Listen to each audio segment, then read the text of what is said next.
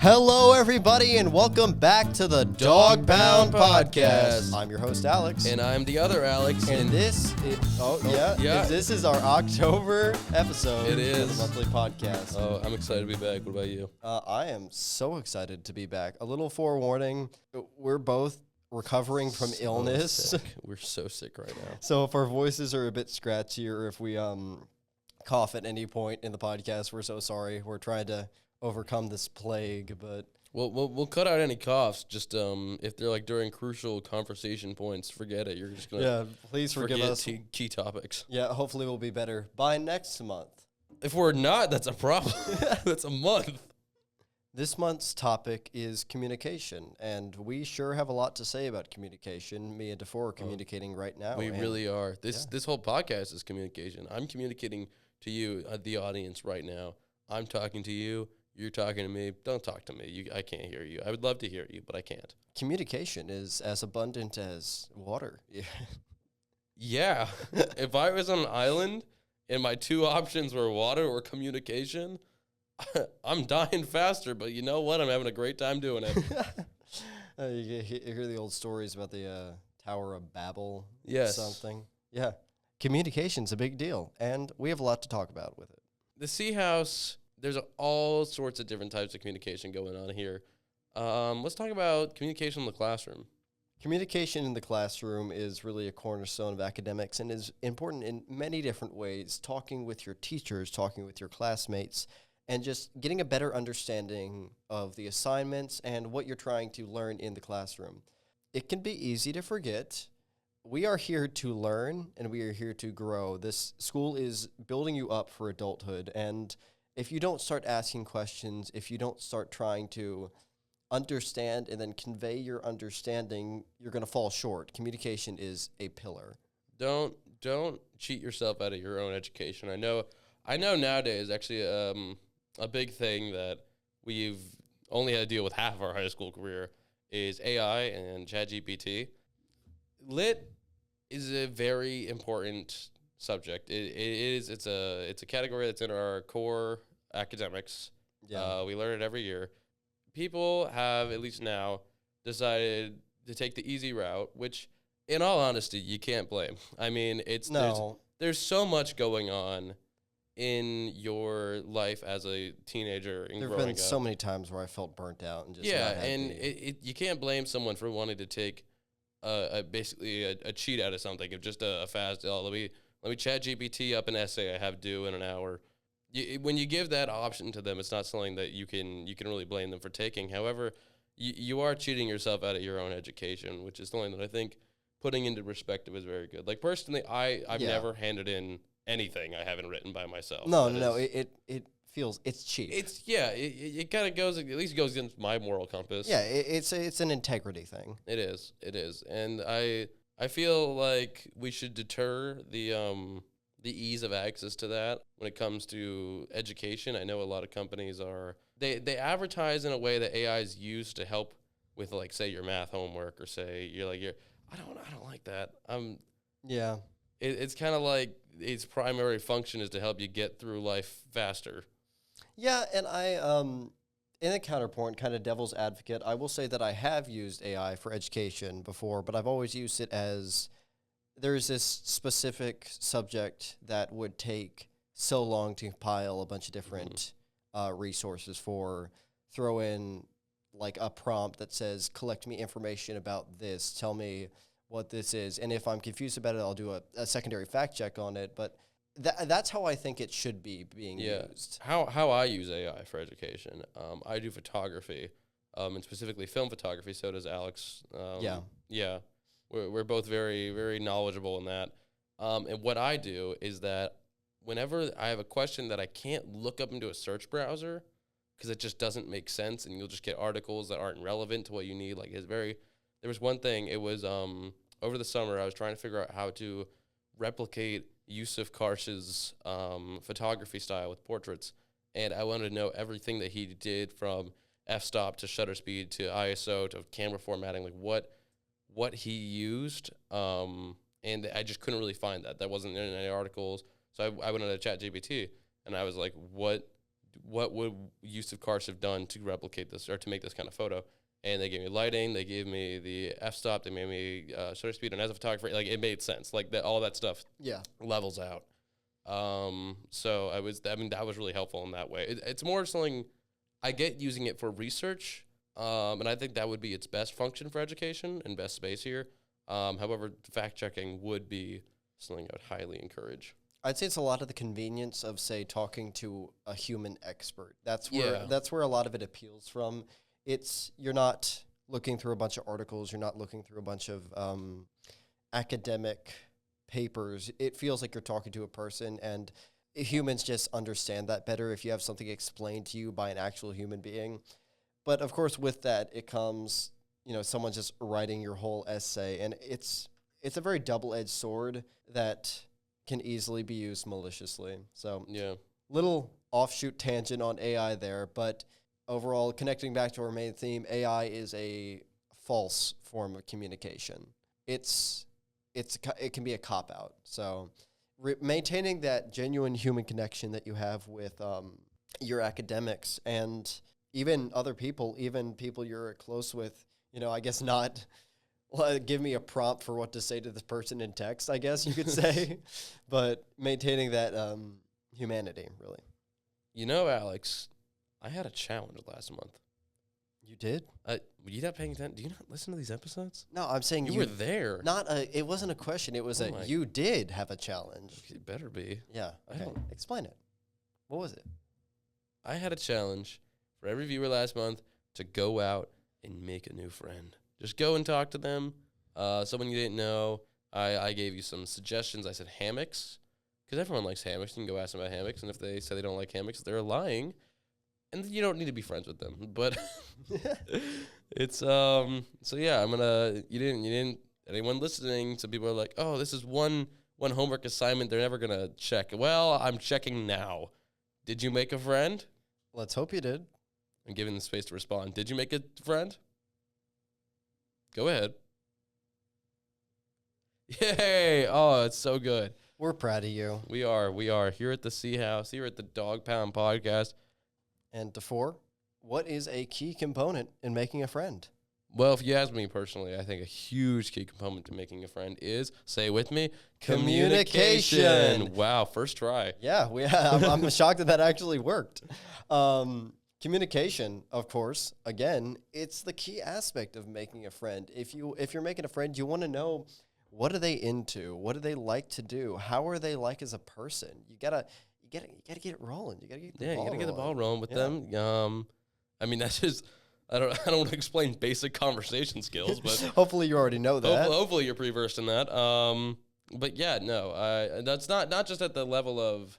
That's obviously the baseline level is to carry on conversation, but I think communication with friends also comes down a big part to body language and being able to read them if one person says something, but mean another thing. I think that's definitely when you're closer friends. That's something you can I think comes as a second nature the more you know somebody. A little side thing that I wanted to kind of talk about with communication. I feel our generation is doing this better compared to past generations who are let's go us, all right. Yeah, who are so very, very stonewalled. But being so close with someone that you feel comfortable with talking to them about very personal things or very specific things or things that aren't always so happy, things that can, be a burden on you, that is a very important part of communication. Keeping that stuff all bottled up, keeping your mind kind of in the gutter with that, it's not healthy. No, it's really not. And I do agree with you that our generation has been very publicly aware and accepting of mental health. And even it was a while where mental health is becoming more talked about, but then it was also considered less masculine to talk about it. Yeah. Now there's a huge movement but for men's mental health. I think is also very important because we all have feelings and it's all justified. Yeah, I would say there's this common notion that it's weak.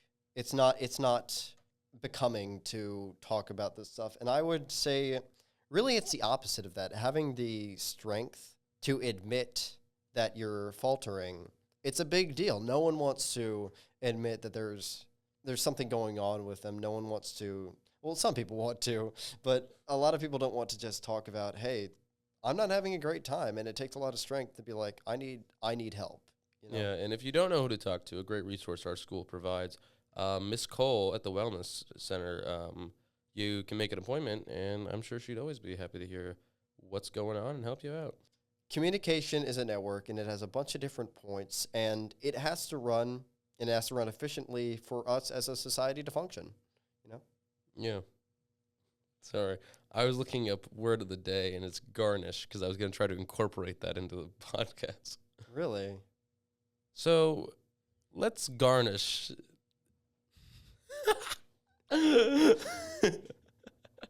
I'm keeping this in, I hope you know. Let's garnish this episode with a little lovely fan favorite, which is Samantha Soundbites. We're going to roll that now. We're going to roll that now. Hello, my name is Samantha Smith, and today I'll be walking around Forsyth Central High School asking the student body what good communication looks like to them. What does good communication mean to you? Good communication is two people being able to talk about what they are feeling or a disagreement that they are having without manipulating or making one or the other feel bad about it. Good communication is when there's an issue or a problem and you can talk about it without expressing anger and just being able to communicate. I think good communication is when you make eye contact with the person you're talking to and maybe slowing down what you're going to say to that person so that they fully understand. When I teach and just kind of with everything, I like to use visual cues, and I think those visual cues really go a long way. I think good communication looks like actively listening when someone else is speaking, hearing people out and their opinions, and really just like making sure you communicate your feelings and you talk to people about like different situations and you just listen. So. When you're able to just talk about anything and just be like comfortable with speaking to someone. I think good communication is being able to talk like with the other person or anyone about anything and be comfortable enough to be open and about everything. All right, so some forms of communication are a lot more prevalent than others. We see it a lot more. I'd like to talk a little bit about public speaking.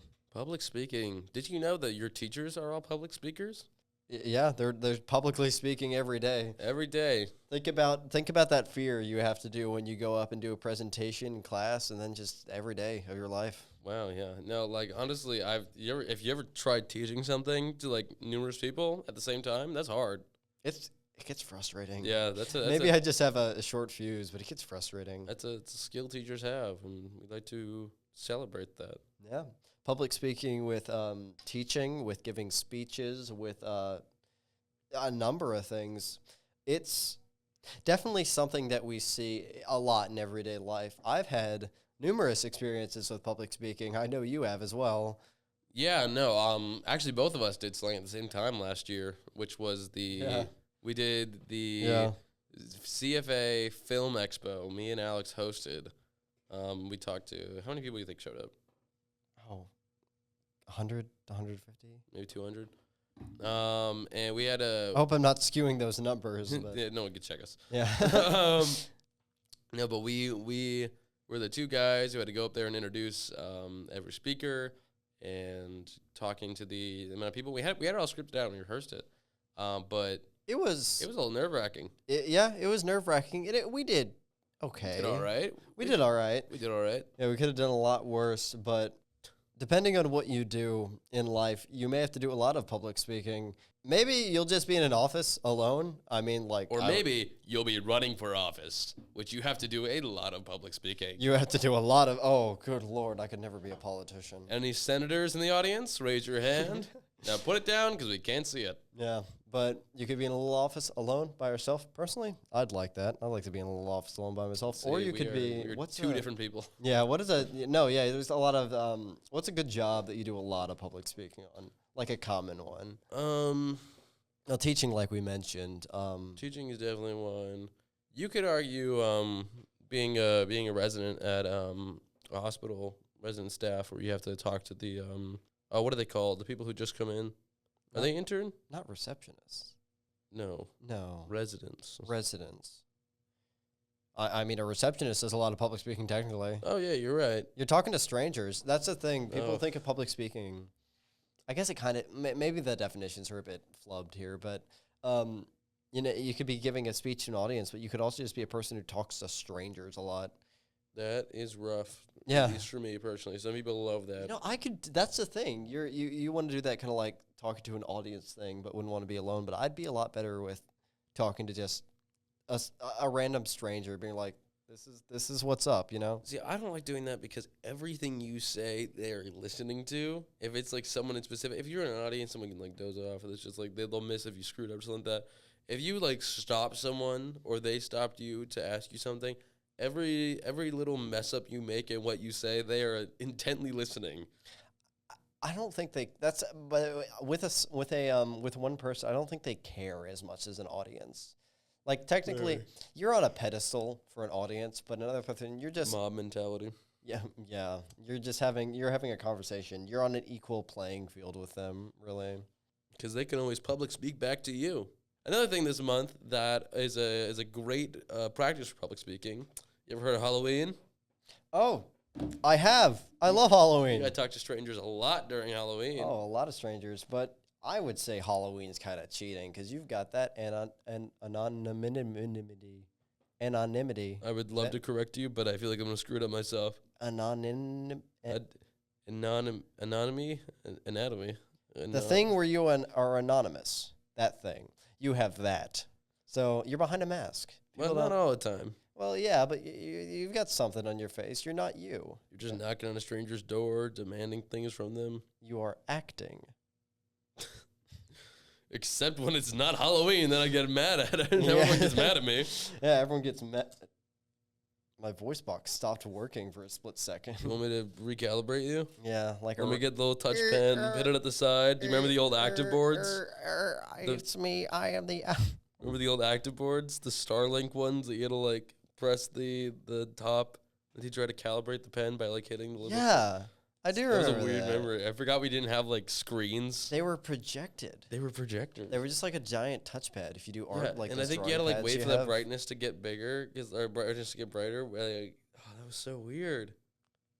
We have one of those projectors in the. That's that one of the projectors from the top of the ceiling. Is it? Excuse me. That's one of the ones that we use. Yeah.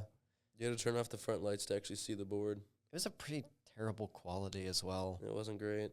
They looked fuzzy. And you could see each pixel. Yeah, you could see each pixel, and someone would walk in front of it, and they're like, we can't see the screen. I can't see the board. Or you'd like do something, you pull up a funny image, then put it on your face or something. Yeah. Always appropriate. And then like the teacher would like walk over, and then like you would like try to like math or something like that, and you like can't see half the problem, and they can't see half the problem, so you have to like duck out of the way to see. Well, technology's progressed. Technology has progressed. And, you know, this reminds me of something actually. I'm going to really show my age. I'm going to sound old on this, but. There is, like, a lot of people listening right now that just scoffed at you saying that. They're like, he has nothing on me. Yeah. Okay. Well, we're talking about, this was when did they change the boards? I think, I don't even know if I might have been in middle school. It might have been, like, 6th grade. I think 6th grade. 6th grade. I'm going to say that. 6th grade. Yeah, because I remember the new one being in the library. Yeah, that would have been like 2018 for us. Yeah. Anyways, it just the time difference reminded me of it. People get on to younger generations a lot, but I feel like if there's any concern that's really valid with the upcoming generations, it is we have to maintain communication. There is I have talked to so many younger people, and I have heard stories from people who I know personally who are elementary school teachers, and there's such a disconnect. There was a disconnect with us growing up. We had phones. We would be looking at them constantly, and we'd be the attention span was already on the decline, but it's just... Mixed in with a global pandemic happening through key developmental age. Yeah, it affects you more than you think. You are not immune to it, and it's doing some harm. So actively taking that step to try and maintain that communication, it's very important. Yeah, I've seen with interviews from not even elementary school teachers, but like middle school, like people who were in elementary school during the pandemic. That was weird. We were at Vickery the other day, Vickery Middle. They filmed something, and they like some of the teachers were talking, and they said that there was like the people in 6th grade now were like in 1st grade during the pandemic. Let me see if I did that math right. If it was 2020, maybe 2nd grade. Maybe if it was like our 1st grade or our 7th grade was their 1st grade, then it would have been. No, I think that would have been right. Weird. Yeah, they would have been starting. They would have been ending 1st grade when the pandemic hit. It was. I mean, even people in middle school now. I've seen interviews with teachers talking about how like their kids just don't know basic timetables. They don't know a lot of basic grammar. And it was because I can say I was in 8th grade at the time. I was also a victim of online schooling when everyone did online schooling, of just not caring. There wasn't someone in front of me telling me it.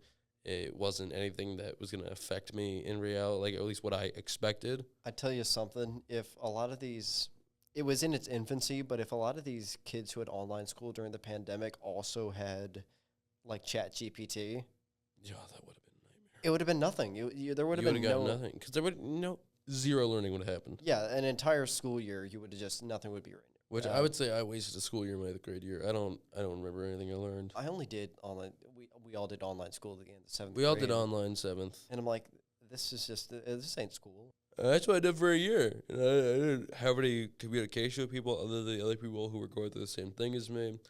And it was, it was a small batch of people. Yeah. And we used to get on each other's nerves all the time. And there wasn't anyone we can go to when we did go on each other's nerves because we were it. Yeah. I'm just thinking about with these with these kids coming up now, they're being exposed to these algorithms and these social media things that are just people don't they realize it, but they don't think about it. They're specifically designed to keep your attention. Yeah, it's not a healthy thing to give to a child. It's addictive. Yeah, it's addictive. It is as addictive. And people think addiction, they think substances, they think of all that. But no, you can get a gambling addiction and things like that. And these kids, their attention spans are shot. And you think you're scrolling through whatever your, social media of choice is. You're scrolling through it. You're not really maintaining or retaining any of that. There's also a lot of, I think, an absence of learning problem-solving skills and cooperation when it comes to only spending your not adolescence, but your childhood. When it's being consumed mostly by technology alone, you kind of lose basic reasosoning. Yeah. I would say, me as myself, I spent too much time on technology when I was like a little kid, a child. And even at the time, I was like, man, I wish I had a phone. I wish I had this. I wish I had a computer. And looking back, I'm like, I did not need that. No, yeah. The fact to me that it was still, it's worse than when I was in middle school, but the fact to me that I got a phone when I was 12. I was 12 when I got my first phone. Yeah. And to me, that was late. Yeah. That was like late in the game. I was like, everyone has a phone. How come I don't have a phone? And I mean, mind you, like my first phone was a Motorola G5. Yeah. It was like made in 2012. Still not bad. I mean, it held up, but it was nothing state of the art. Yeah.